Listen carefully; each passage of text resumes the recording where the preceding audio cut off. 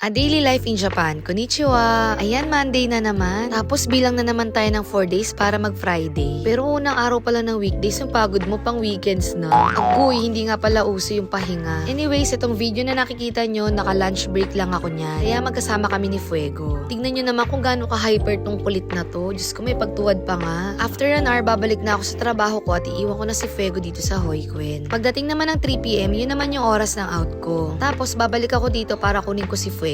Tapos hahantay na namin si ate sa Koen. Ayan, ipasilip ko na rin sa inyo yung area na pinagtatrabahuhan ko. Ayan pala yung mga kasamahan ko. Alam nyo, wala akong masabi dito sa napasukan ko. Sobrang considerate nila, lalo na may bata akong kasama. Kaya talagang hindi ko na-feel na nagtatrabaho ako. Tsaka lahat sila mababait. Gustong gusto nga nila si Fuego. Kaya second day pala ni Fuego, Diyos ko, hindi talaga siya umiiyak. Hindi niya talaga ako hinana. O diba, para lang ako naglalaro. Pero sa totoo lang, hindi talaga madali itong ginagawa ko. Hindi ko nga rin alam paano ko to nakakaya at paano ko to napagsasabay-sabay lahat. Basta natatapos na lang yung araw na, ay, tapos na, nagawa ko na. Ganun. Kasi imagine ninyo, may grade 1 student ako, may toddler pa ako. Tapos may trabaho pa ako sa pang-umaga, may arubaito pa ako sa panggabi.